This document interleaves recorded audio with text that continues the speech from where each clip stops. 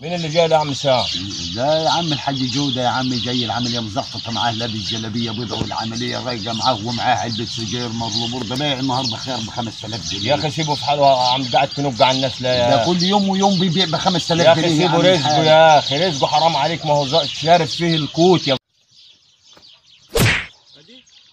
حرام عليك. الراجل اتكفى كان هيموت يا اخي، حرام عليك. والله وقع يا اخي، والله ده انت يا اخي اتقي ربنا في يعني هو انا اللي وقعته يا عم؟ ده انت قاعد على السكه زي غراب البين اهو يا اخي، حرام عليك سيب ما الناس تغلطش في ابوي. يعني انا اللي شنكلت بقيته ولا يعني هو كان ابوك السيد البدوي وانت الثاني؟ ما هو قاعد اهو الراجل عمل ايه اهو. يا اخي حرام عليكم، ده انتوا ده اللي قاعد معاكم اذى.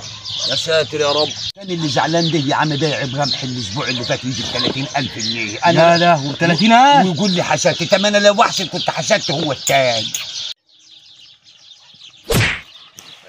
يخرب بيت عليك يا باي، ده انت وقعت الناس كلها. حتى انت يا ابني، ده انا جاي ماشي مجبك حتى انت يا ابني برضه بتقول عليها كده.